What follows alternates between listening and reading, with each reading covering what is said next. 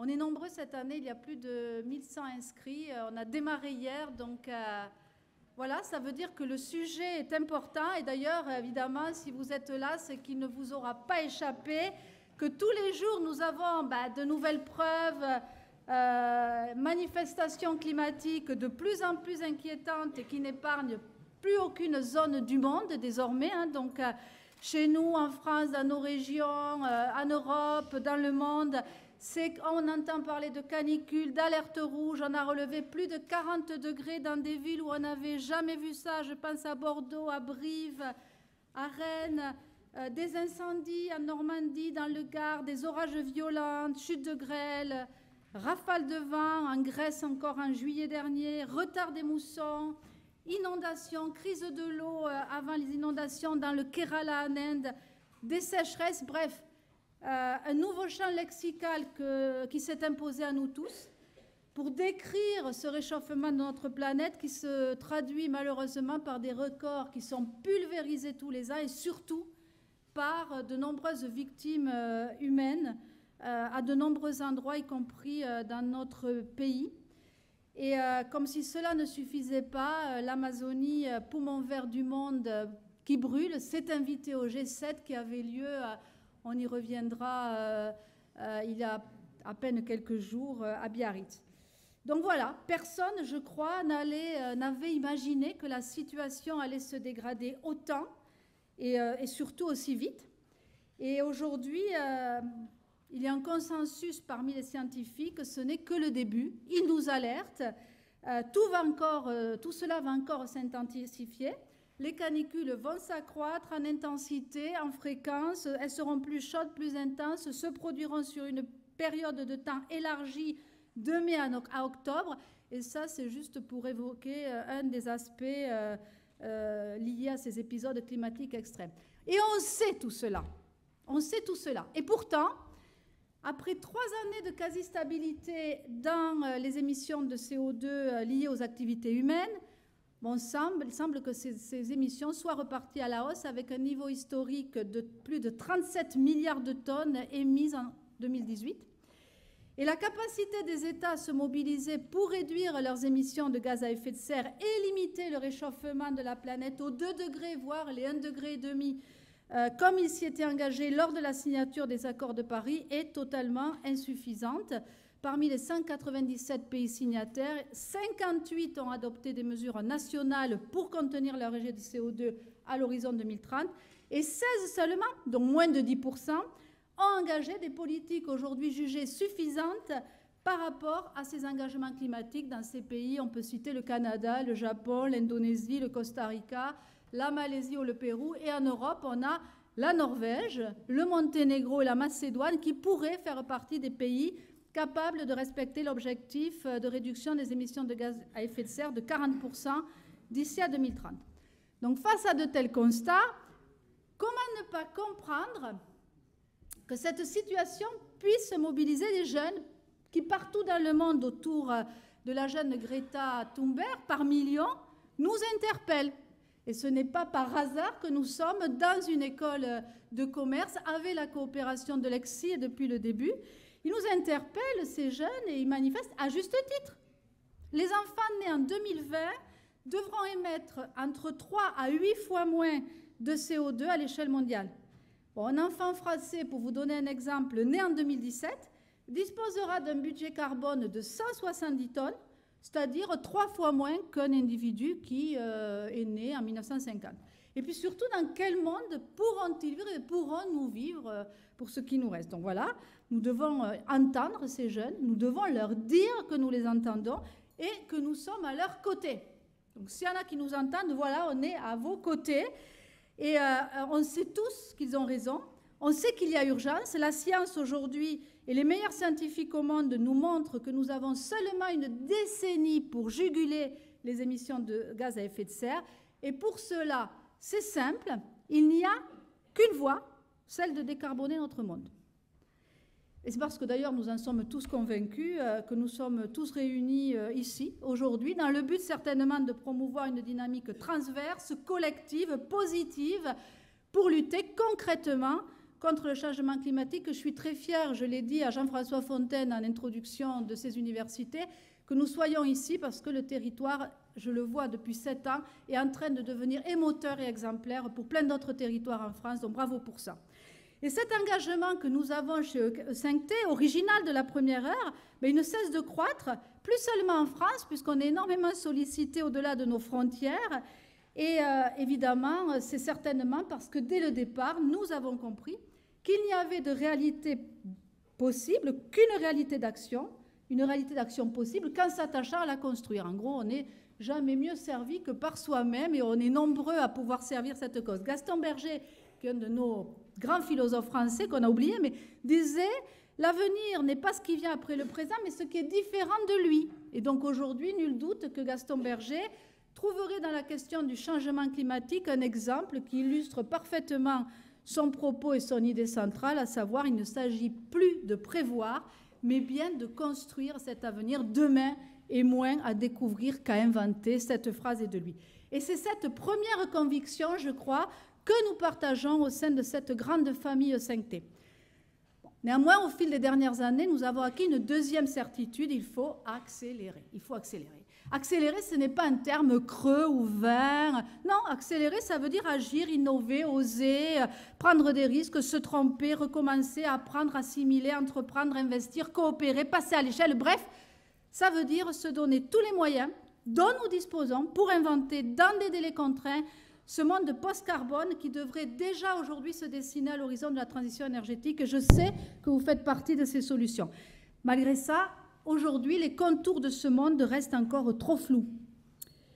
Pourtant, la voie est claire, hein, comme je le disais, il faut décarboner, c'est-à-dire, on l'évoque aujourd'hui plus volontiers, comme rendre notre monde zen, c'est-à-dire caractérisé par zéro émission nette.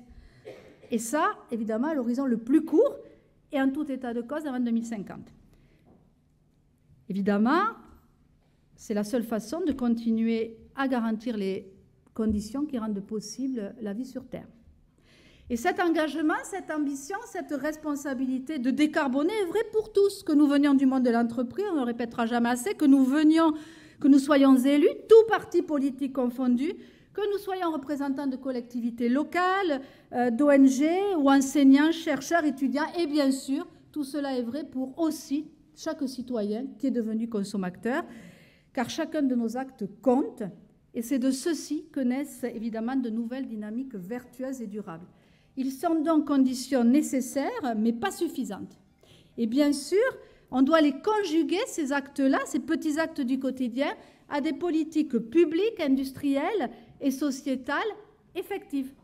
Et la bonne nouvelle, c'est qu'être lucide sur la situation du monde, et je crois que c'est quelque chose que l'on partage également, ce n'est en aucun cas incompatible avec l'enthousiasme et la créativité nécessaires à cette mission qui nous concerne tous. Et on le verra pendant ces 2 jours. D'ailleurs, si ce n'était pas le cas, est-ce qu'on serait là? Certes, je vous laisse la réponse.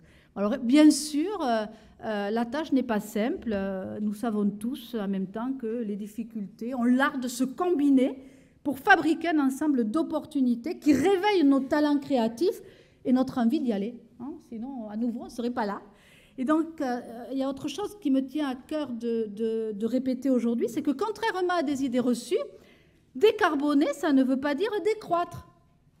Bien au contraire, la décarbonation peut et doit se faire en privilégiant la croissance du PIB, sans délocaliser les activités économiques. Au contraire, d'ailleurs, je pense qu'on peut imaginer de la relocalisation et certainement le développement de nouvelles activités industrielles. On en aura des exemples pendant ces 2 jours. Décarboner, ça signifie accorder une priorité au déploiement massif de l'efficacité énergétique et accélérer la substitution des énergies fossiles par les énergies renouvelables, pas l'un ou l'autre, les deux en même temps. Nous devons aussi, bien sûr, régénérer, compenser les émissions de gaz à effet de serre. D'ailleurs, dès l'année prochaine, nous compenserons les émissions CO2 de cet événement. Donc, c'est une nouvelle approche qu'on veut avoir. Évidemment, prioritairement dans nos pays, et puis déployer des solutions différenciées en fonction de chaque territoire. À nouveau, nous sommes dans un lieu qui en est un exemple. Et ça, cette transformation s'accompagnera de nouvelles habitudes de vie. C'est certainement aussi une clé de voûte d'écosystèmes crédibles. Donc ça suppose de repenser nos déplacements, domicile, travail, nos modes de mobilité, nos carburants. Ça suppose la maîtrise de la consommation de nos logements, la qualité et la durée de vie des produits et des appareils que nous utilisons. Ça suppose de veiller à favoriser des logiques vertueuses pour améliorer nos habitudes alimentaires, privilégier les circuits courts, la qualité de l'air que nous respirons, qui est importante, et donc de meilleures bases de santé publique. Donc voilà les fondements de la nouvelle économie. Une nouvelle économie qui doit être soutenue par des politiques publiques et des cadres réglementaires cohérents, on en est tous convaincus. Et cette nouvelle économie va bien évidemment impliquer les entreprises et plus généralement les acteurs économiques chargés de développer des solutions et de les mettre en œuvre. Et donc, si nous sommes tous réunis ici aujourd'hui, c'est que non seulement nous l'avons compris, mais qu'en plus nous y voyons un intérêt environnemental, un intérêt sociétal et également un intérêt économique. Et c'est là que se nichent les opportunités de croissance et de développement durable. Et c'est le sujet que je vous propose d'explorer ensemble pendant ces 2 jours. Donc, bonnes universités à tous.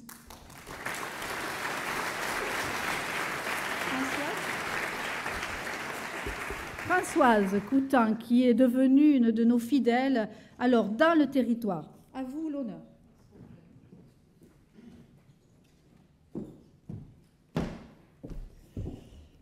Bonjour à toutes et tous, représentants des territoires, des collectivités, les acteurs de l'entreprise, les acteurs associatifs, tous ceux qui font territoire et qui permettent d'avancer.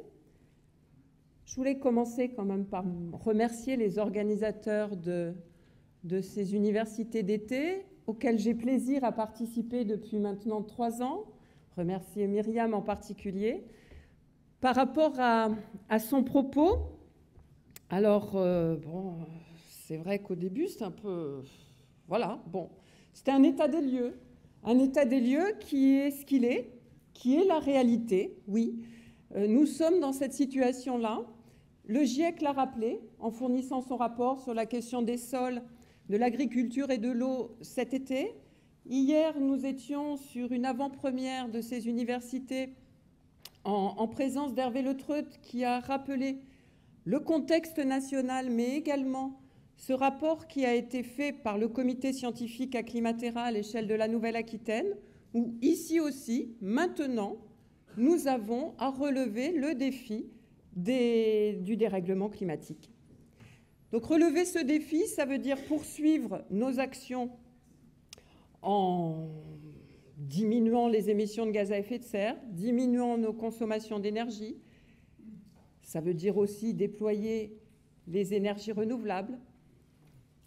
Et puis, ça veut dire surtout que c'est ensemble que nous réussirons à relever tous ces défis. Et j'entendais Myriam nous dire que décarboner ne voulait pas dire décroître. Je vais être un petit peu plus nuancée dans la manière d'exprimer ça, parce que décarboner notre économie ne veut pas dire continuer à surexploiter les ressources naturelles, à surexploiter la biodiversité ou continuer à la mettre en difficulté. Décarboner l'économie doit se faire en parallèle du respect de nos ressources naturelles, du respect de la biodiversité. Et je crois qu'il faut réussir à faire avancer de concert ces 2 paramètres si on veut véritablement faire une transition énergétique efficace. Cette transition énergétique, elle ne peut être qu'écologique au sens littéral du terme. Alors maintenant, que fait la région Nouvelle-Aquitaine ? On essaie d'avancer, comme beaucoup d'autres régions.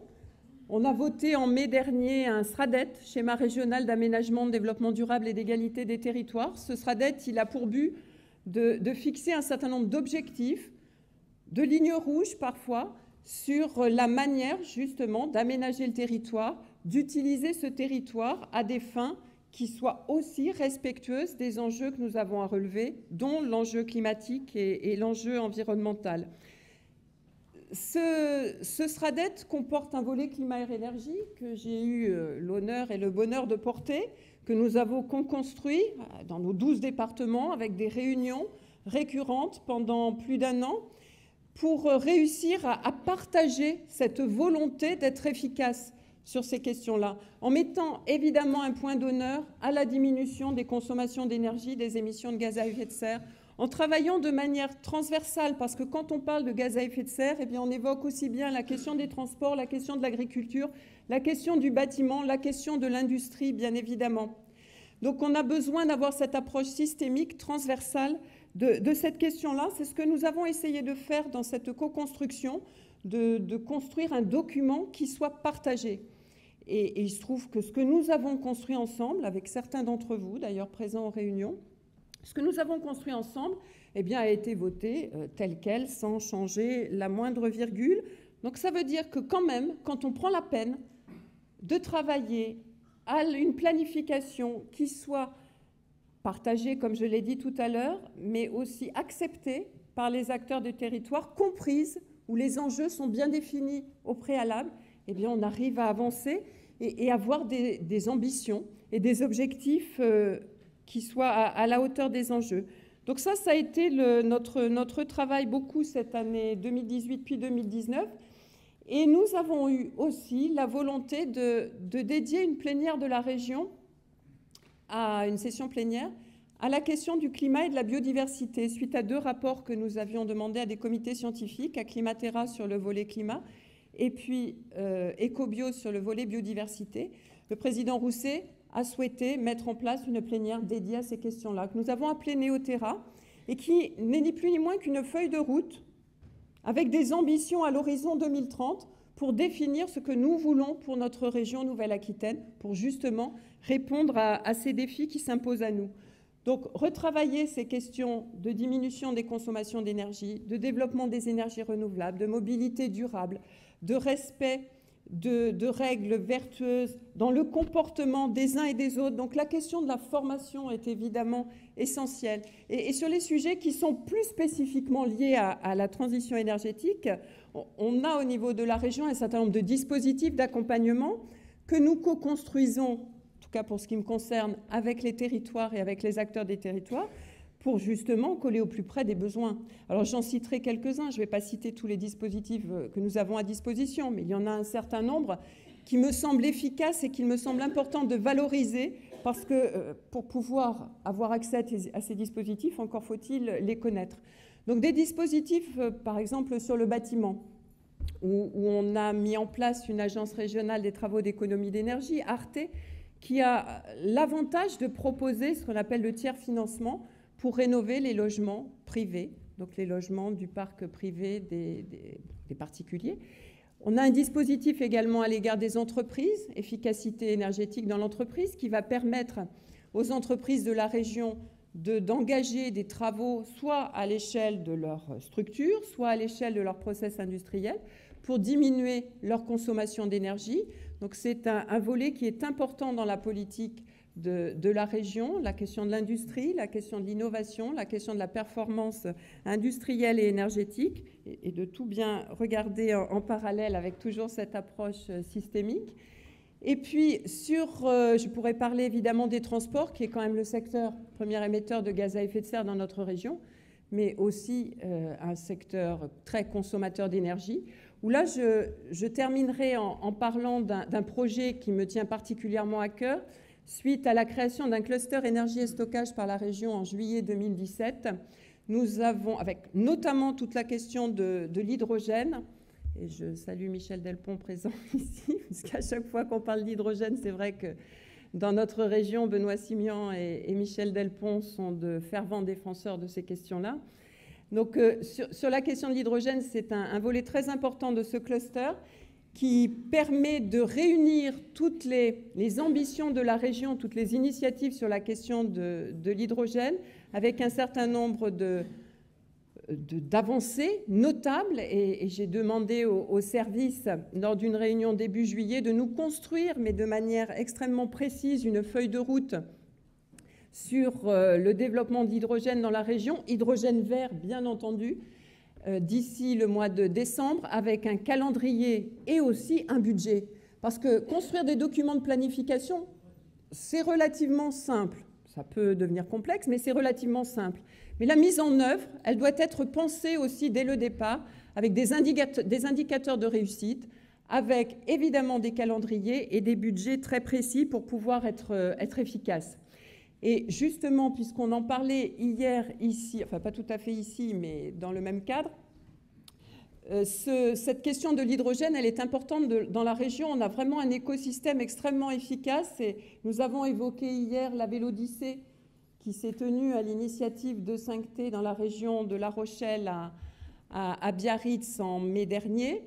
Et je voulais saluer quand même notamment l'entreprise Pragma Industries qui avait fourni les vélos, qui a également fourni les vélos à hydrogène dans le cadre du G7 et qui, suite à une petite balade du président chilien sur l'un de ces vélos, a pu avoir une commande de 1000 vélos hydrogène pour le Chili, pour la COP25. Donc des bonnes nouvelles quand même dans cette région. Puis je voudrais saluer aussi l'entreprise Nexeia qui s'est exprimée hier, qui est aussi au cœur de la question de l'hydrogène et qui est évidemment située sur mon territoire angoumoisin. Donc j'y suis aussi attachée, comme à toutes les autres, mais évidemment. Et je ne peux pas citer tout le monde, mais on a vraiment un écosystème intéressant dans cette région. Donc on est là, nous, région, pour accompagner, pour impulser, pour inciter, pour accompagner les territoires dans une démarche qui nous est imposée. Myriam a été claire. Le contexte, on le connaît. Mais alors après, on ne va pas se dire c'est catastrophique. On a les solutions. Elles existent, les solutions. On en a entendu un certain nombre hier, on va en entendre encore aujourd'hui et demain. Ces solutions existent, elles ont été aussi expérimentées sur un certain nombre de territoires. Alors qu'est-ce qu'on fait maintenant? On va arrêter d'expérimenter, puisque l'expérimentation, elle est faite.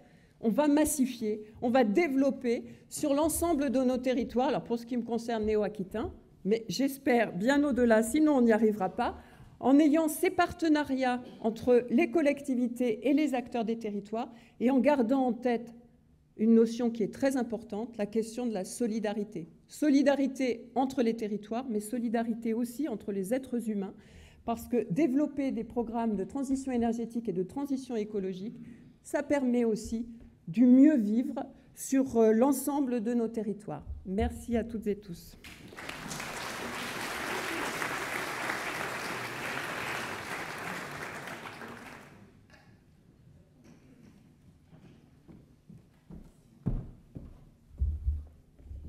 Bien, je voudrais, en ma qualité de directeur général d'Excelia, vous accueillir et vous remercier tous et remercier la présidente Myriam pour cette co-organisation et la confiance qu'elle fait en notre groupe d'enseignement supérieur pour organiser cette 7e édition Université d'été. Donc je remercie la présence de Madame la vice-présidente, de Monsieur le maire, du président de la Chambre de commerce et d'industrie, du président d'Excelia, d'être ici à nos côtés pour ouvrir cette 7e édition d'Université d'été. Excelia est très engagé dans les enjeux environnementaux, sociétaux et sociaux. Donc on est la première école à avoir créé un master de développement durable. On a le devoir d'être engagé et former des jeunes à cet environnement. On va fêter cette année les 20 ans du master de développement durable pour montrer tout l'engagement. Mais c'est un véritable devoir que de former à travers les différentes activités, l'école de commerce, l'école de tourisme, la formation continue, l'ensemble de nos jeunes et les salariés à cette responsabilité. Et au-delà de ça, au-delà de la formation qui est diffusée dans l'ensemble de nos programmes, nous avons un institut de recherche présent depuis près de 10 ans aujourd'hui, l'IRSI, qui accompagne les entreprises de notre région, de notre territoire, dans la démarche qualité, dans la démarche sociétale à travers des normes et la norme ISO 2026 en particulier. Donc Excelia est un groupe d'enseignement, 4000 étudiants sur La Rochelle, très présents sur la région, très engagés, et c'est pour ça qu'on est vraiment très heureux aujourd'hui de vous accueillir et en remerciant encore une fois Myriam pour la confiance qu'elle nous fait. Je vous souhaite une très belle université pour ces 2 jours de bons travaux et merci d'être présent sur Excelia. Merci à vous.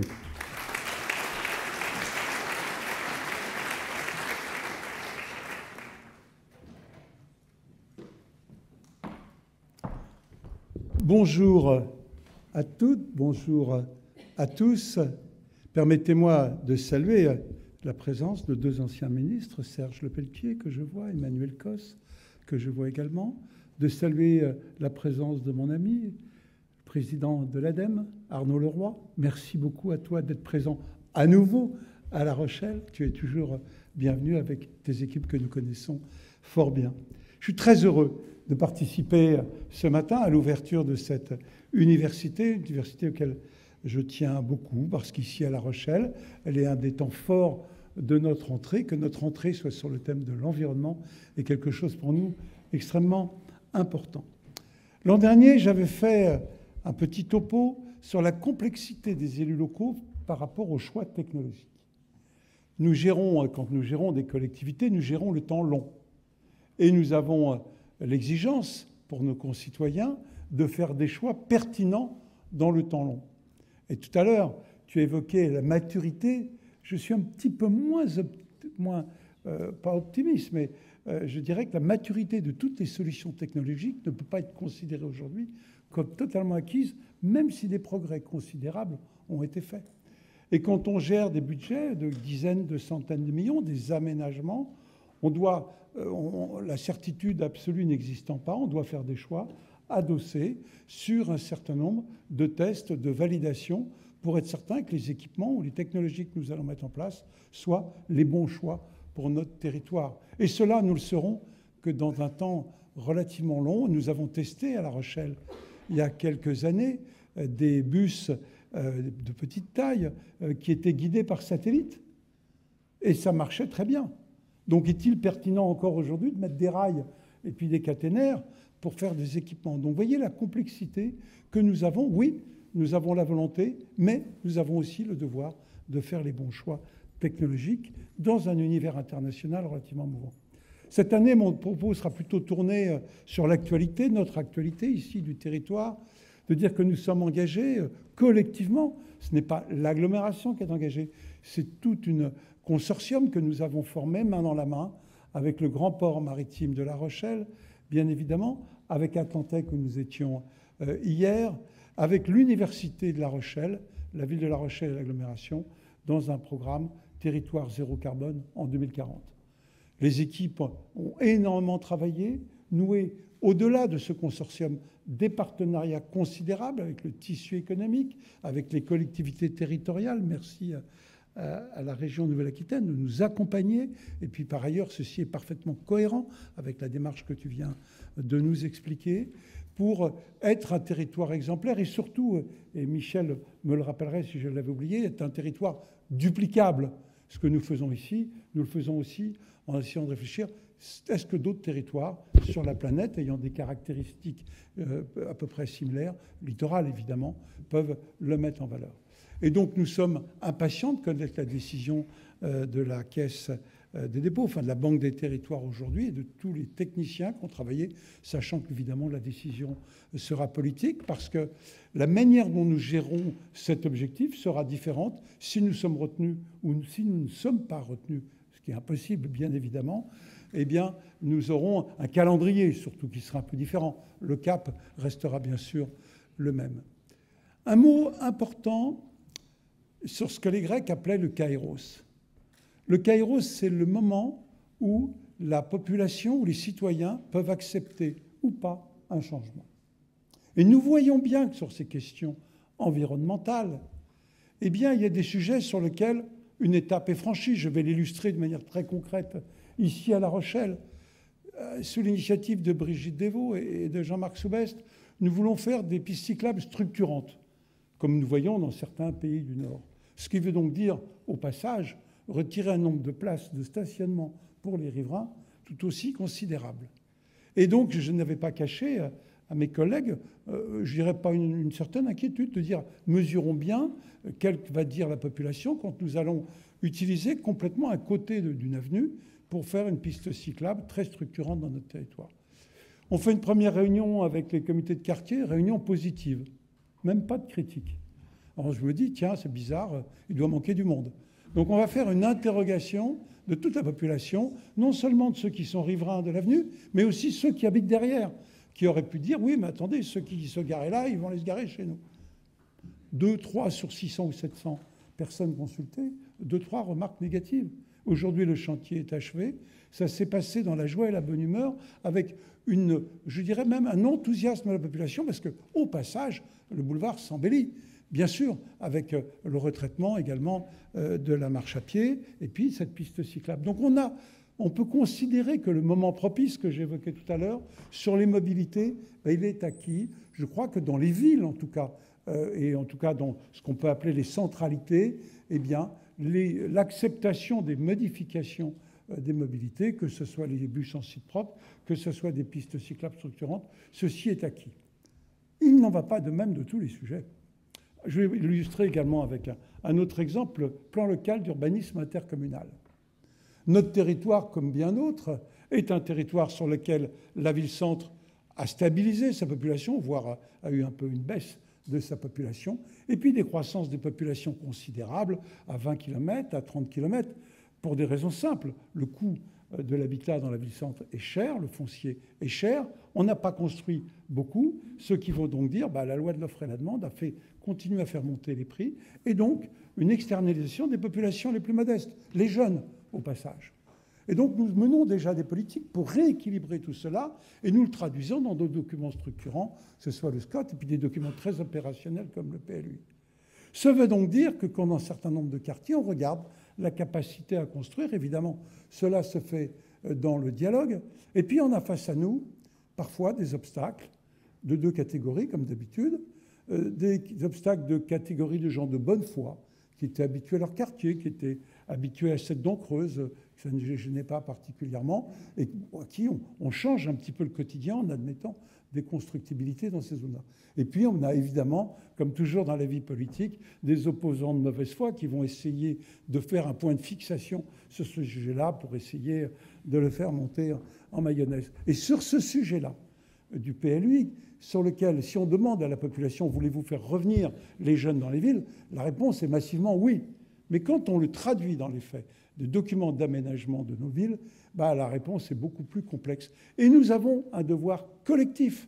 Ce n'est pas seulement le travail des élus, ce n'est pas seulement le travail des élites, c'est un travail quotidien de persuasion, d'expliquer les mécanismes. Est-ce que vous voulez qu'on continue à consommer de l'espace agricole et au passage faire baisser la biodiversité? Bien évidemment que nous ne voulons pas. Alors la traduction concrète, c'est celle-là. C'est d'admettre que nos villes doivent se reconstruire sur elles-mêmes, avec bien sûr un travail de pédagogie considérable. Chaque quartier doit garder son identité. Il ne s'agit pas de faire n'importe quoi. Il s'agit de faire de la haute couture, chaque quartier par quartier, pour pouvoir s'adapter à la réalité de nos villes. Mais nous avons encore un chemin considérable à faire pour persuader, pour expliquer, pour convaincre. Un autre exemple que je citerai, mon collègue est présent, êtes-vous favorable à ce que nous luttions pour que la biodiversité soit maintenue? Réponse oui. Et si on éteignait un petit peu plus nos villes la nuit? Réponse, c'est plus compliqué. Parce qu'il faut là aussi faire un travail complexe d'expliquer pourquoi trop d'éclairage nuit à la biodiversité. Les travaux scientifiques existent depuis maintenant une dizaine d'années. Les lois commencent à exister, même si les décrets d'application sont parus à la hâte de ce début d'année. La traduction concrète dans les quartiers, c'est la montée d'un sentiment d'insécurité. Je n'ai pas dit de l'insécurité, mais d'un éventuel sentiment d'insécurité. Donc, à nouveau, un travail pédagogique considérable. Ce que nous faisons à notre niveau à La Rochelle pour travailler sur cette notion de conscientisation, nous allons ouvrir au mois de novembre. Je vous invite, venez pas tous le premier jour parce qu'il y aura trop de monde, mais c'est une exposition sur au moins 2 ans, une expo climat et océan. Ça vise justement à répondre à cette question de la conscientisation. C'est d'expliquer de manière très concrète pourquoi les océans montent. Alors évidemment, ici à La Rochelle, on a une population qui a vécu Xynthia, un quart de notre ville submergée pour une part par les océans, je peux vous dire que ça sensibilise fortement. Et la population nous dit, il faut protéger, il faut monter un petit peu les quais, mais bien évidemment, on ne va pas monter les quais de La Rochelle avec un mur de 4 mètres partout. Donc il faut aussi agir en parallèle sur les causes. Et donc ce travail sur les océans a été présenté d'ailleurs à l'occasion du G7 à Biarritz il y a quelques jours. C'est pour nous une ambition extrêmement importante. C'est comment travailler sur porter le message, faire qu'il soit partagé, expliqué, rentrer dans le détail. Parce que les gens s'intéressent. Pourquoi les cyclones sont peut-être plus violents? Pourquoi les phénomènes climatiques ont des pics actuellement? On a eu, comme à bien d'autres villes, un record de chaleur au mois de juillet à La Rochelle. Je crois que c'est l'immense enjeu que nous avons collectivement devant nous, c'est de traduire dans la vie quotidienne les grands axes que les Français partagent aujourd'hui, en tout cas une grande majorité de Français partagent. Oui, nous devons être exemplaires en termes environnementaux. Encore faut-il avoir la pédagogie et le travail vis-à-vis des citoyens pour que cela rentre, je dirais, dans une conscience collective, et en commençant par la jeunesse. Et je pense, puisque nous sommes à quelques jours de la rentrée scolaire, que l'éducation nationale doit être un acteur majeur de ce sujet-là pour demain. Merci à vous tous.